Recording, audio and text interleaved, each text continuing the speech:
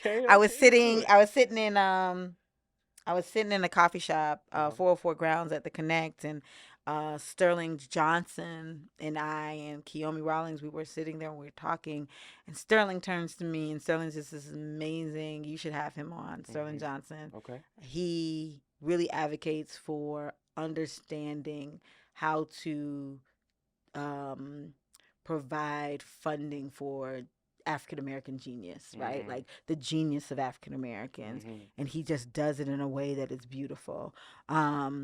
We were talking, and he turns to me and he says, "Do you know about the Atlanta Five?" And I was like, "Are you talking about the police officers, the firefighter? Like, what are you talking about?"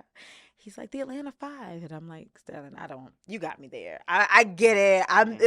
of the group. I'm always the one to be like, yeah, I know. There's this beautiful wall if you ever go into the Connect with Atlanta history that I curated. Wow. So I'm just like, I don't know what you're talking about. Mm. And Sterling said the Atlanta Five, what one of the Atlanta Five was my grandfather's. Wow. My grandfather, they went to Pensacola. It happened in 1975. They went to Pensacola, Florida for a fishing trip. They've been going on this trip for 20 years, and then they vanished. Wow. It was a big deal in 1975. Wow. And so I was sitting there like, what do you mean? Wow. Right? And so Wow. I go to text it and type it and looking. And I was like, what is this? Mm. What is this? Right? So it goes back to there's still stories that we need to tell. And Hmm. I'm just like, now I'm deep diving into who are the Atlanta Five. And get Mm. this, a woman, Gina Billingsley, that I work with on the Chattahoochee Brick, this Chattahoochee Brick Descendants Coalition, which was I the seen that. Yeah. yes, Yes. she's her brother worked there in modern time, and it was still harsh labor. So Mm. I was after I left Sterling, I just immediately called Miss Gina and was just like, Miss Gina, do you know about this Atlanta Five? And I've been with Miss Gina now for 3 years Mm. on the Chattahoochee Brick project as well as some community journalism project. And Miss Gina says, yeah, one of the men were my uncle. Wow. What are you? All Why is am I? connected. Yeah. Yeah, but again, and before I left the Connect, Mm. Kiyomi said they got together with your daddy and said, "We need your daughter That's to right. know about it. We need your daughter on the case. Wow. So now you got to follow it through." And I looked at Kiyomi and I was just like, "I guess I don't know." But then I get in the car and I'm like, "Let me call Miss Gina." And Miss Gina's like, "Yeah, that was my uncle. Like Mm. that was my uncle." And she started telling me her side of when they found out they were missing, right? And I was just like, "This is crazy." So there's so much stories Mm. that is in Atlanta proper, Yes. right? But also when you think of how small Atlanta is Mm. compared to the rest of the world, think of all the stories that we just aren't telling, that Yeah. we need to tell, Yes. that are history, but also very current day. I mean, I'm still waiting for somebody to deep dive into the Rashad Brooks story. Mm. Rashad Brooks was 3 years ago. Who Hmm. is Rashad That's Brooks? right. Right? All we know is that he was murdered. Mm. We don't know what made that man laugh. Mm. We don't know what school he went to, like on a Mm. public, Yeah. really pub. We don't know about how is his baby? Like, Mm. who is his mama? Who's Mm. his grand? We don't like. So there is just so many stories that I'm Mm. always like, can y'all please tell these Yes, stories? ma'am. I can't tell them all. Yeah. I don't want to tell them all. I'm Yeah. 50 plus years back, Yeah. right? So yeah, that is my thing around Mm. whatever you ask me because I just went on a No, that rampage. was I'm excellent. gonna stop talking. No, and that is excellent. Look, you are killing this, and we are Oh, around almost done. 1906, yes. Yes, yes. Hmm. 1906. Yeah. Again, we had key figures such as Hoke Smith, Yes. AJC. Yes. What role did the white media play in building up that boiling temperature Mm-hmm. of them feeling okay to That's very attack true. black-owned enterprises such as Alonzo Herndon's and so many others? What role did the white media play in that? That we Very, see today too, sometimes yeah. as well. Yeah, so I say this, and people talk about reconciliation a lot these Mm-hmm. days, and truth and transformation. But I've eased into this new word of redemption, Mm. right? I've eased into it um with a lot of like, yeah, yeah, Mm. this is you do need to redeem yourself, Mm. right?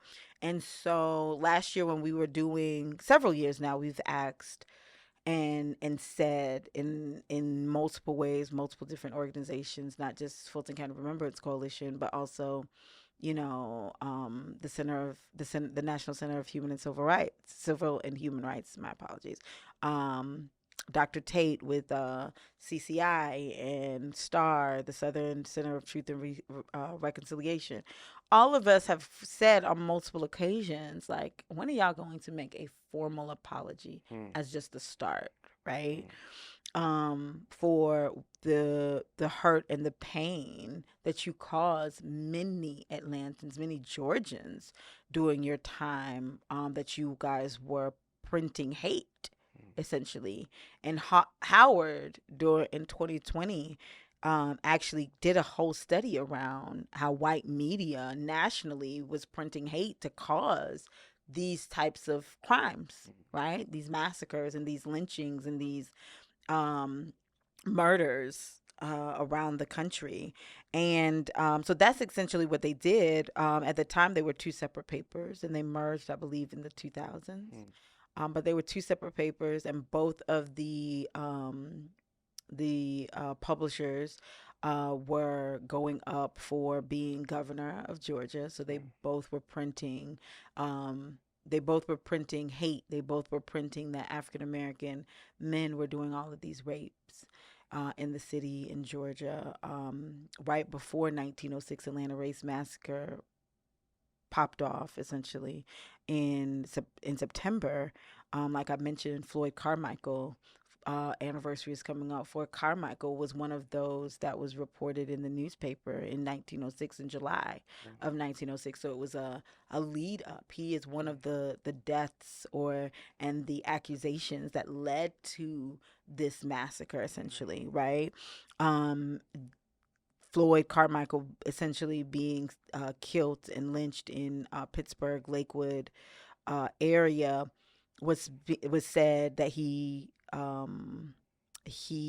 raped a daughter of a family mm, by the last name of Poole, Poole, I mm, believe.